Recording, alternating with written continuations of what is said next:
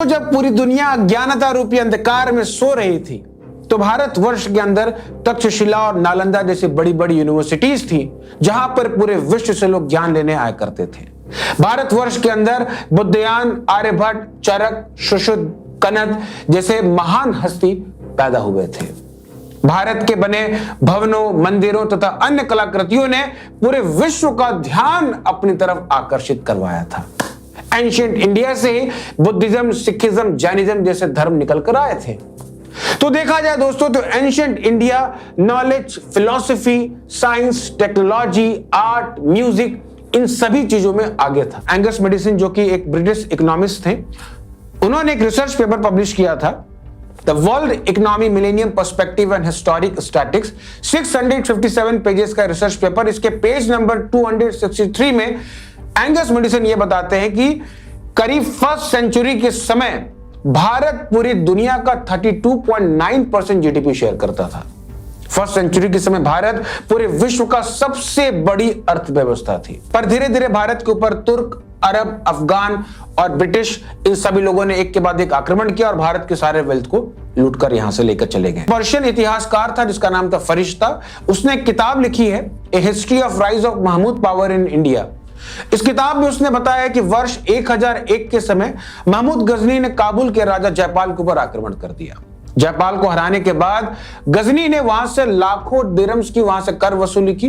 राजा जयपाल के पास 16 स्पेशल हार थे जिनके अंदर अनेक प्रकार के रत्न लगे हुए थे और एक हार की कीमत करीब 1,80,000 दिनार थी।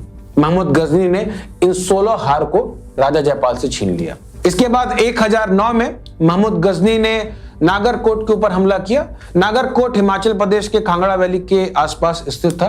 नागरकोट के जितने भी मंदिर थे, भवन थे, किले थे, सबको नेस्तनाबूद करने के बाद एक ऐसा किला था जिसके अंदर शाही खजाना रखा जाता था, मंदिरों का सारा पैसा रखा जाता था। फरिश्ता अपनी किताब के अंदर बताता है कि उस किले से करीब 7 लाख गोल्डन दिनार, 700 मन के गोल्ड और सिल्वर प्लेट्स, 200 मन के प्योर गोल्ड, 2000 मन के सिल्वर, 20 मन के वेरियस टाइप ऑफ जेवल्स जिसके अंदर कोरल, डायमंड, रूबीज इस प्रकार के जो बहुमूल्य जेवल्स थे। अगर इन सारे लूटी हुई वस्तुओं का अगर हम आज के हिसाब से दाम कैलकुलेट करते हैं तो हमें समझ में आता है कि नागरकोट की लूट कितनी बड़ी लूट थी। महमूद गजनी ने मथुरा के ऊपर करीब 1018 के समय हमला कर दिया।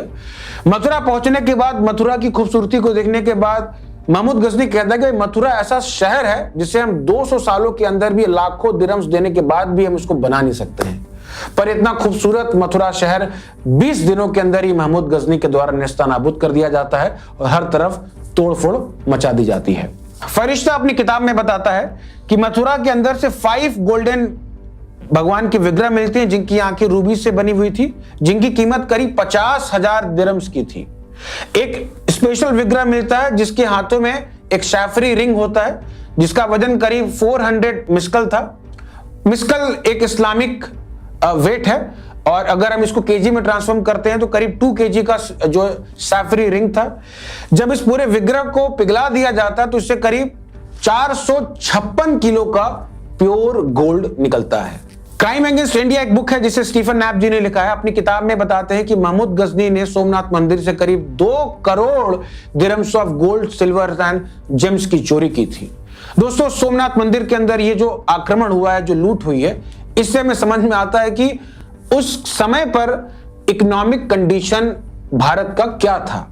दुख इस बात का है कि दोस्तों कि हमारे देश के कुछ तथाकथित इतिहासकार महमूद गजनी जैसे लोगों को व्हाइट वॉश करते हैं और इनको अच्छा बताते हैं। फॉर एग्जांपल रोमिला थापर जी बताती हैं कि महमूद गजनी ने सोमनाथ मंदिर और इस प्रकार का कोई आक्रमण किया ही नहीं था। नाम है the history of India told by his own historian.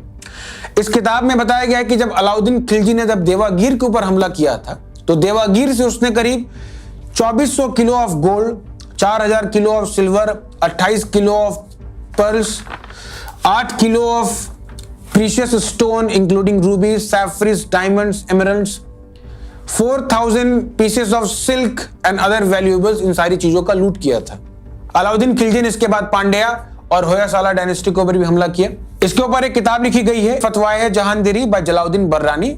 इस किताब में वो बताते हैं कि करीब 612 हाथी, 20,000 घोड़े, 96,000 मन ऑफ गोल्ड, ये सारी चीजों को होयसाला और पांड्या डायनेस्टी से चुराकर दिल्ली सल्तनत को भेज दिया जाता है। एक इतिहासकार था जिसका नाम था पर्शियन वसाफ, उसने अपनी किताब में बताया हुआ है कि गुजरात के अंदर सोमनाथ मंदिर के ऊपर दोबारा से अलाउद्दीन खिलजी के द्वारा हमला किया जाता और फिर से सोमनाथ मंदिर को पूरी तरीके से लूट कर नेस्तानाबूद कर दिया जाता है। एक किताब लिखी गई है the legacy of Muslim rule in India by K S. Lal. इस किताब में उन्होंने बताया है कि अलाउद्दीन खिलजी के समय जो बड़े बड़े जमींदार हुआ करते थे, एक समय उनकी स्थिति ऐसी हो गई थी कि उनकी घर के बच्चे और उनकी पत्नियां पड़ोस के घरों के अंदर बर्तन और झाड़ू मारने की स्थिति आ गई थी, क्योंकि इतनी ज्यादा लूट की गई थी कि किसी के पास बेसिक नेसेसिटी पूरी करने के लिए भी पैसे नहीं थे। बट दुख की बात यह है दोस्तों कि हमारे देश के द वायर जैसे मीडिया चैनल अलाउद्दीन खिलजी को हीरो की तरीके से प्रेजेंट करते हैं और उसे बताते हैं कि अलाउद्दीन खिलजी ने हिंदुओं को और हिंदुस्तान को मंगोल के आक्रमणकारियों से बचाया था और उसने भारत की रक्षा की थी। मुगल काल के समय भारत में कितना पैसा था, इस बात का अंदाजा इसी बात से लगाया जा सकता है कि ईरान और तुरान में जहां एक शाही खजांची रखा जाता था, भारत के अंदर 12 शाही खजांची रखने पड़ते थे, क्योंकि भारत के अंदर शाही खजाना भी काफी ज्यादा था। दोस्तों, किताब लिखी गई है द ब्रिटिश एम्पायर एंड हाजी। इस किताब में बताया गया है कि कैसे मुगल काल के समय जो लोग हज यात्रा करने जाया करते थे वो सरकार के पैसे पर जाया करते थे और साथ ही सरकार का ढेर सारा पैसा मक्का और मदीना को गिफ्ट दिया जाता था। फॉर एग्जाम्पल 1576 में एक मुगल हज कारवां निकलता है और अपने साथ में 6 लाख रुपए का गिफ्ट मक्का के लिए लेकर निकलता है। इसी तरीके से 1577 में फिर से 5 लाख रुपए जो है मक्का को गिफ्ट दिया जाता है। ये पैसा जो था वो भारत का पैसा था, यहाँ के टैक्स पेयर का पैसा था, जो जिनसे मुगल साम्राज्य के लोग कर लिया करते थे, पर यह पैसा मक्का और मदीना को गिफ्ट दिया जाता था। शाहजहां ने भी करीब 2.5 लाख रुपए जो है हज कारवां के थ्रू मक्का और मदीना को भिजवाया और अपने साथ अनेक प्रकार के गोल्ड, जेम्स, जेवल्स, डायमंड्स, इस प्रकार की वस्तुएं उसने भिजवाई। एक किताब लिखी गई है the Cambridge history of India.